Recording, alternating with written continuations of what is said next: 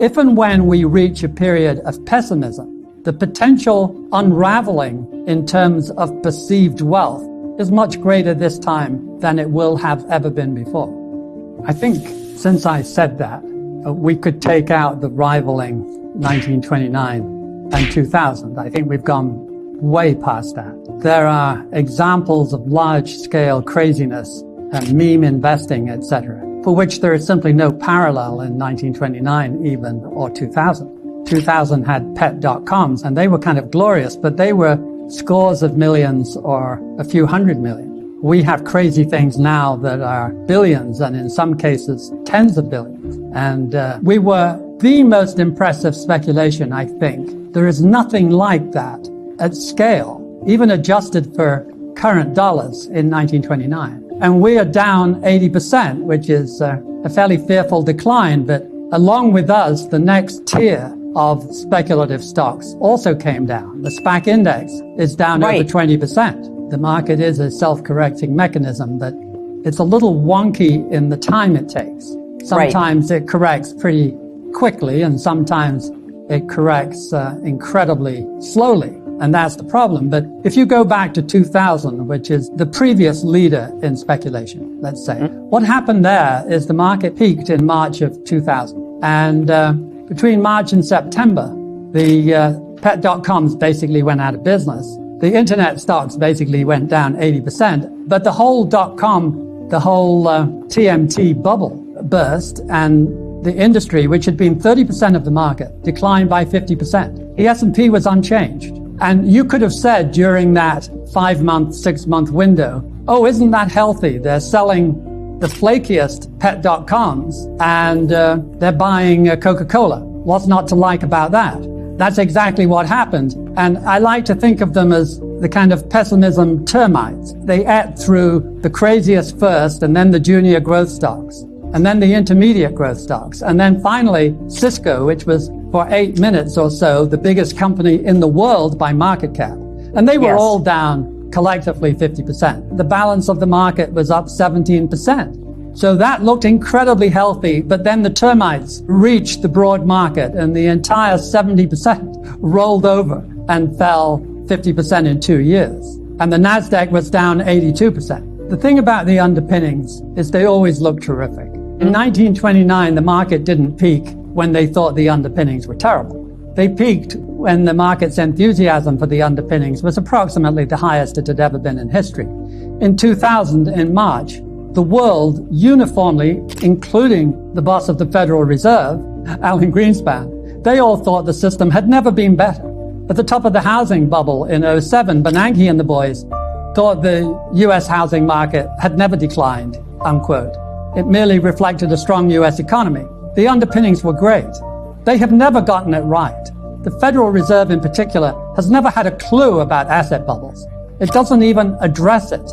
They act as if they don't exist, except on the upside, they occasionally take credit for the wealth effect helping the economy along. And it does. There is an income effect, and it does help the economy along. And Greenspan, Bernanke, and Yellen all took credit explicitly for helping the economy along. What they never did is they never took discredit for the reverse side. The market is mean reverting mechanism, and eventually it goes back to a fair price. And when it went back in 2001, 2002, it had a dreadful negative income effect. When the housing market collapsed and it took the equity market with it, it had a double-pronged negative effect on the economy. So it had a much bigger impact on the economy than had occurred in 2000. And this time, we're really playing with fire, because this time, unlike 2000, we have an overpriced bond market. Jim Grant would argue the most overpriced in 4,000 years. We have, in my opinion, and that of many other bubble students, the most overpriced U.S. equity market in history.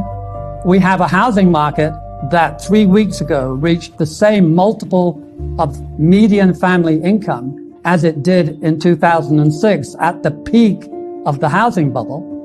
And we have commodities that have recently run amok, so that the Goldman Sachs index of non-energy, which is food and metals, which are pretty important, have just equaled the peak of 2011, which was said to be one of those super cycle commodity events. So Right. this is the first time we've ever risked 3.5 asset classes bubbling at the same time.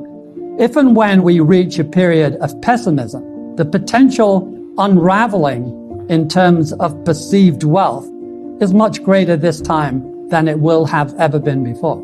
You quoted Robert Shiller, Nobel Prize-winning economist, about the fact that he said that even though his indices are showing the market at extreme valuations, that really compared to the bond market, which as you said is very expensive, stocks don't seem so overpriced. What is your response to those kinds of arguments?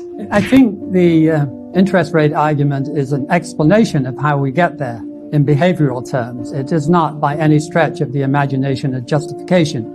You don't justify anything by taking the most overpriced asset in the history of man, the bond market, Right. and saying compared to that, we are merely very overpriced and therefore relatively cheaper. That is very cold comfort. Solomon Brothers, an important firm at the time in 1989, sent around a hit squad justifying the Japanese stock market, which was approaching 65 times earnings, we were told at the time. The data was represented as 65 times earnings. That had never previously sold over 25. And so that was, to say the least, the real McCoy. And this team went around pointing out that the rates in Japan were so low that 100 PE would be fair. Of course, the collapse that followed in land and bonds and stocks was cosmic. In 1989, and it still hasn't recovered. It still hasn't reached the 1989 level in either their real estate market or their stock market, which reminds us of the cardinal rule, and that is, the bigger the bubble, the most ingenious the argument. And the bigger the bubble, the most extended and painful the decline. This is the most broad, as I said, asset bubble of all time, with 3.5 of the 4 major asset classes clearly in severe bubble territory. Thinking that you have no alternative but pick between one of the 4 bubbles is a pretty grim way to view life. I get the argument, so pick a bubble, they'll all go together, probably, and you will suffer a lot of pain. And the intellectual content of that argument, that they were all bubbles, so we had to pick the least bad one, will resonate in your head as the market unravels. If you had a dozen to 15 years of flat market with earnings doing okay and rotation within the market, everything would work out fine. And every portfolio manager I almost ever met has felt in market bubbles